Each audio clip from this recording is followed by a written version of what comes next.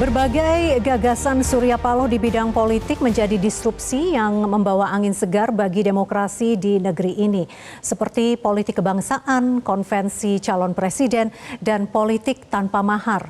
Masyarakat juga mengenal Surya Paloh sebagai pengawal kebebasan pers. Surya Paloh juga mendirikan sejumlah organisasi yang aktif di bidang kemanusiaan, menguatkan rekam jejaknya sebagai seorang negarawan.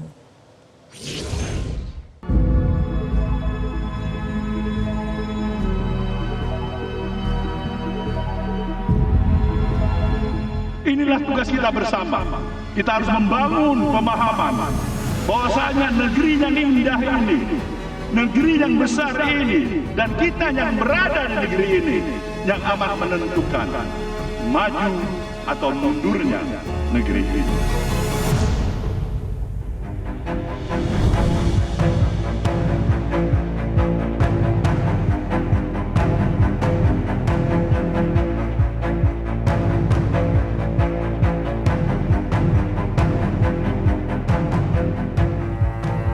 25 November tahun 2000, seperti elang yang mulai mengepakkan sayap, Metro TV mengudara sebagai pelopor stasiun televisi berita di Indonesia. Metro TV menjadi perusahaan rintisan yang mendisrupsi industri media televisi yang saat itu didominasi konten hiburan. Itulah idealisme pemilik media grup Surya Paloh yang dalam berbisnis tidak hanya bertujuan mencari cuan, namun sekaligus memperkuat peran pers sebagai pilar keempat demokrasi. Inilah salah satu kepeloporan Bang Surya dalam mendirikan Metro TV sebagai TV berita yang ingin menghidupkan kembali partisipasi dan kesadaran politik di kalangan warga negara. Kalau takut dilanda ombak, jangan berumah di tepi pantai. Itulah kalimat penggugah semangat yang kerap diutarakan Surya Paloh. Keberanian Surya Paloh mengawal kebebasan pers telah berulang kali teruji. Pada 1986, Surya Paloh mendirikan harian Prioritas sebagai pelopor koran berwarna di Indonesia. Ketajaman intuisi bisnis Surya Paloh terbukti dengan antusiasme masyarakat menyambut harian Prioritas hingga mencapai tiras 100.000 dalam waktu kurang dari 1 tahun. Namun konten yang kritis akhirnya membuat pemerintah Orde Baru membredel harian Prioritas pada Juli 1987. Sekali layar terkembang surut berpantang adalah prinsip kehidupan seorang Surya Paloh. Surya Paloh mengajukan judicial review ke Mahkamah Agung. Walau permohonan itu ditolak, namun hikmahnya memicu pembuatan payung hukum uji material.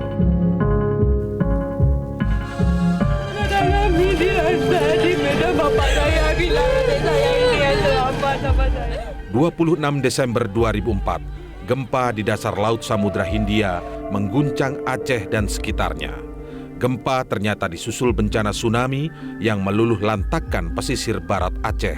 Pengungsi yang selama ini terperangkap di Kecamatan Longa karena terputusnya jalur.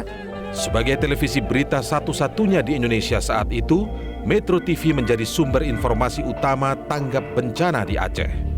Metro TV juga mempelopori program khusus laporan bencana di Aceh dengan tajuk Indonesia Menangis yang dimulai 1 hari pasca bencana hingga 40 hari. Selain menjadi jendela informasi bencana gempa dan tsunami Aceh, Media Group juga mempelopori penerimaan sumbangan dan penyaluran barang bantuan. Sepanjang 28 Desember hingga 28 Februari 2007, Media Group menerima dan menyalurkan sumbangan sebesar 155 miliar rupiah. Ditambah berbagai barang bantuan yang biaya pengirimannya ditanggung oleh Media Group. Sebagian dana sumbangan untuk mendirikan Sekolah Unggulan Kemanusiaan Aceh yang disingkat Sukma. Ada 3 sekolah Sukma Bangsa di Aceh, yaitu di Lok Sumawe, Biren, dan Pidi. Saat pandemi COVID-19 berada pada puncaknya, Surya Paloh memerintahkan manajemen The Media Hotel and Tower untuk menyiapkan ratusan kamar hotel berbintang 5 sebagai tempat istirahat tenaga kesehatan yang berjuang menangani pandemi. Bagi para nakes, lokasi hotel ini sangat strategis, hanya berjarak 3,6 km dari Rumah Sakit Darurat Wisma Atlet, dan 5 km dari RSPI Suryanti Saroso. Selain bidang kemanusiaan, Surya Paloh juga ikut berperan aktif di bidang diplomasi, seperti upaya membebaskan 10 anak buah kapal Brahma 12 yang disandra kelompok bersenjata Abu Sayyaf di Filipina Selatan pada 2016. Saat diplomasi resmi pemerintah menemui kebuntuan, Yayasan Sukma menjadi back channel diplomasi menggunakan jaringan kerjasama lembaga pendidikan dengan pemerintah otonomi Moro Selatan. Surya Paloh juga memfasilitasi pemulangan para sandera ke tanah air menggunakan pesawat jet pribadinya. Mantan Kepala Badan Intelijen Negara AM Hendro Priyono memberi apresiasi dan menyatakan Surya Paloh merupakan patriotik bangsa karena telah membantu pembebasan sandera. Kisah sukses diplomasi Surya Paloh lainnya adalah turun langsung ke lapangan dalam upaya pembebasan tim liputan Metro TV Mutia Hafid dan Budianto. Keduanya disandra kelompok bersenjata saat bertugas meliput di Irak. Dibantu jaringan tokoh-tokoh Islam tanah air, Mutia dan Budianto dapat kembali dengan selamat.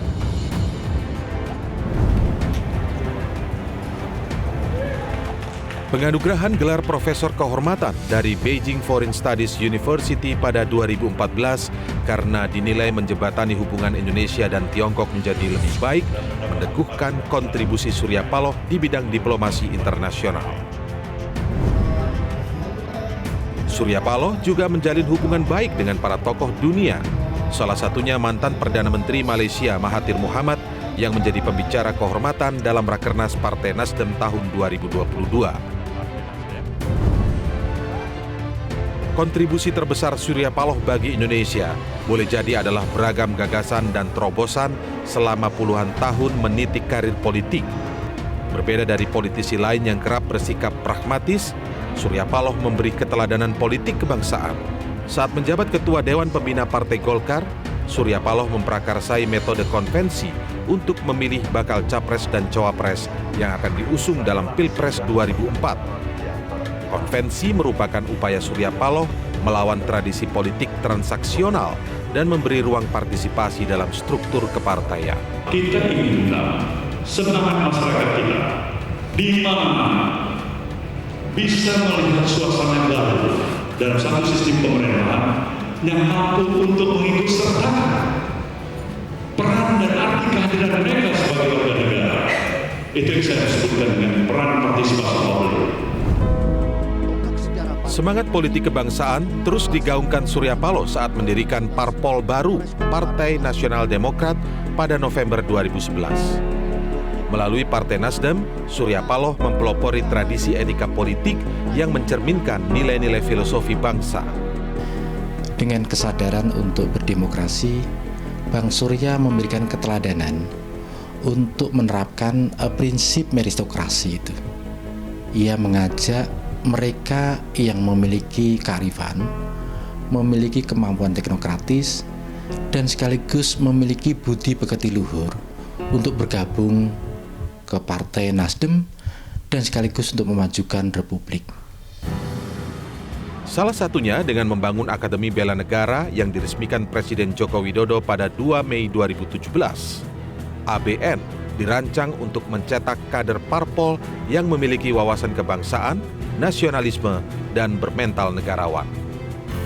ABN hadir untuk menjawab kritik Indonesia surplus politisi namun defisit negarawan. Menurut filosofi Thomas Jefferson, politisi hanya memikirkan pemilu yang akan datang, sedangkan negarawan memikirkan generasi mendatang. Seperti berbagai gagasan revolusioner Surya Paloh lainnya, budaya politik Partai Nasdem yang berkeadaban menjadi disrupsi yang berdampak luas pada kehidupan politik dan demokrasi di tanah air. Di tengah budaya politik uang, Partai Nasdem justru mempelopori politik tanpa mahar sebagai diskursus baru proses penjaringan caleg dan cakada di seluruh Indonesia. Dalam upaya mempertahankan muruah partai politik sebagai pilar demokrasi, Partai Nasdem juga menolak pembiayaan saksi dalam pemilu 2019 dari APBN yang dapat menyedot anggaran negara hingga 3,9 triliun rupiah. Selain itu, Nasdem juga mengembangkan budaya politik inklusif dengan memberikan kesetaraan kesempatan kepada seluruh putra-putri terbaik bangsa untuk terjun dalam pemilu dan pilkada melalui program Indonesia Memanggil dalam pemilu 2014 dan 2019. Program serupa berlanjut dalam pemilu 2024 dengan tajuk Nasdem Memanggil. Jelajahi cara baru mendapatkan informasi. Download Metro TV Extend sekarang.